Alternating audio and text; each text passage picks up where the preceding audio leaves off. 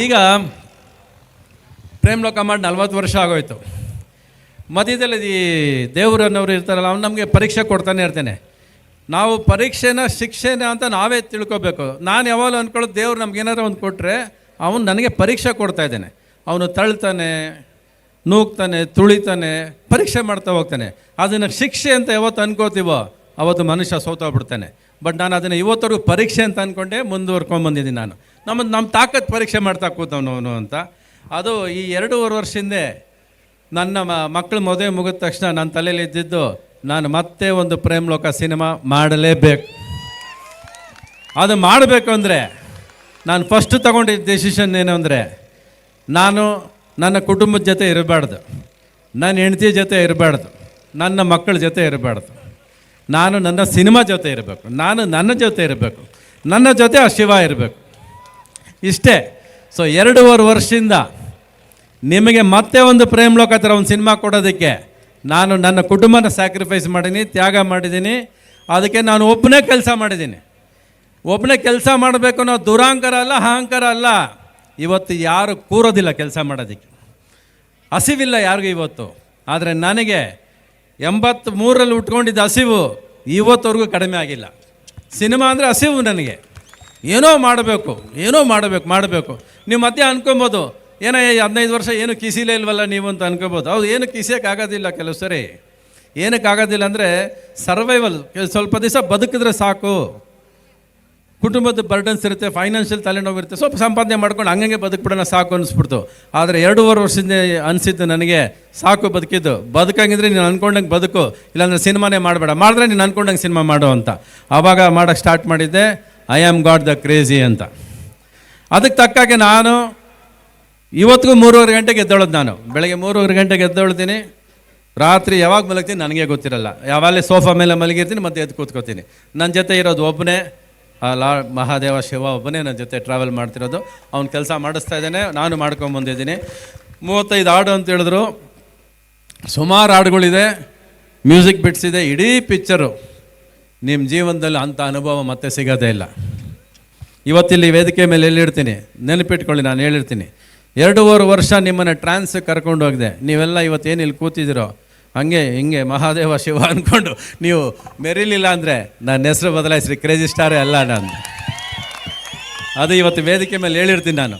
ಅಂದರೆ 2.5 ವರ್ಷ ಅಂದರೆ 400 ದಿವಸ ಶೂಟಿಂಗ್ ಮಾಡಿದ್ದೀನಿ ನಾನು ಸಿನಿಮಾನ. 400 ದಿವಸ ಪ್ರತಿ ಒಂದು ಕೆಲಸ, ಒಂದು ಕಾಸ್ಟ್ಯೂಮ್ ಡಿಸೈನಿಂದ ಹಿಡಿದು, ಡೈಲಾಗ್ಸಿಂದ ಹಿಡಿದು, ಲಿರಿಕ್ಸಿಂದ ಹಿಡಿದು, ಸಂಗೀತದಿಂದ ಹಿಡಿದು ಎಲ್ಲ ನಾನು ಒಬ್ಬನೇ ಮಾಡಿರೋದು. ಇದು ದುರಾಂಕಾರ ಅಂತ ಅಂದ್ಕೊಳ್ಳಿ, ಅಹಂಕಾರ ಅಂದ್ರೆ ಅಂದ್ಕೊಳ್ಳಿ, ನನಗೆ ಅದೇನು ಬೇಜಾರಿಲ್ಲ. ಬಟ್ ನಾನು ಒಬ್ಬನೇ ಮಾಡಿದ್ದೀನಿ. ಮಾಡಿರೋ ಕೆಲಸ ಕೂಡ ನೀವು ನೋಡಿದಾಗ ಗೊತ್ತಾಗುತ್ತೆ ಆ ಕೆಲಸ ಏನು ಮಾಡಿದೆ, ಏನು ಮಾಡಿಸಿದ್ದಾನೆ ಅವ್ನು ನನ್ನ ಕೈಲಿ ಅನ್ನೋದು ಗೊತ್ತಾಗುತ್ತೆ. ಯಾಕಂದರೆ ಒಬ್ಬ ಮನುಷ್ಯನಿಗೆ ಧೈರ್ಯ ಬೇಕು. I am god the crazy ಅಂತ ಹೇಳ್ಕೋಬೇಕಾದ್ರೆ ಅವ್ನು ನನ್ನ ಕೈಲಿ ಹೇಳ್ತಿದ್ದಾನೆ ಆ ಮಾತನ್ನ. ಸೊ ಅದು ಆ ಪಿಕ್ಚರ್ ನೋಡಿದಾಗ ನಿಮ್ಗೆ ಗೊತ್ತಾಗುತ್ತೆ. ಒಂದು ಹೆಣ್ಣಿನ ಬಗ್ಗೆ ಮಾಡಿದ್ದೀನಿ ಸಿನಿಮಾ ನೋಡಿ, ನಿಮಗೆಲ್ಲ ಗೊತ್ತಾಗುತ್ತೆ. ಐ ಥಿಂಕ್ ನಿಮ್ಗೆ ಆಲ್ರೆಡಿ ಇನ್ಸ್ಟಾಗ್ರಾಮಲ್ಲಿ ಎಲ್ಲ ಸ್ಟಾರ್ಟ್ ಆಗಿದೆ. ಒಂದು ಚಿಕ್ಕದಾಗಿ ಕೊಟ್ಟಿನ ಆ್ಯಕ್ಚುಲಿ ಶಿವರಾತ್ರಿ ದಿವಸದಿಂದ ಪ್ರಚಾರ ಸ್ಟಾರ್ಟ್ ಮಾಡಬೇಕು ಅಂತ ಅಂದ್ಕೊಂಡೆ. ಇಡೀ ಕರ್ನಾಟಕದಲ್ಲಿ 2.5 ಗಂಟೆ ಕಾನ್ಸರ್ಟ್ ಮಾಡಿಕೊಂಡೆ ಸಿನಿಮಾ ಪ್ರಚಾರ ಮಾಡೋದು. ಅದು ಆ ಸಿನಿಮಾ ಸಾಂಗ್ಸ್ನ ತಗೊಂಡು ಎಲ್ಲ ಕಡೆ ಬರ್ತೀನಿ ನಾನು. 2.5 ಗಂಟೆ ನಂದೇ ಮ್ಯೂಸಿಕಲ್ ಕಾನ್ಸರ್ಟ್ ಬರುತ್ತೆ ಎಲ್ಲ ಕಡೆ. ಆವಾಗ ನಿಮ್ಗೆ ಆಟೋಮೆಟಿಕ್ಕಾಗಿ ಸೌಂಡ್ ಏನು, ಸಿನಿಮಾ ಏನು, ಇವನು ಸುಮ್ಮನೆ ಬುರ್ಡೆ ಬಿಡ್ತಾ ಇದ್ದಾನ ಅನ್ನೋದೆಲ್ಲ ಗೊತ್ತಾಗೋದು ನಿಮಗೆ. ನಾನು ಬಂದಾಗ ನಾನು ಯಾವ ಸಿನಿಮಾನೂ ಬಂದು ಕೂತ್ಕೊಂಡು ನಾನು ಹಂಗೆ ಮಾಡಿದ್ದೀನಿ ಹಿಂಗೆ ಮಾಡೀನಿ ಅಂತ ಹೇಳಲ್ಲ.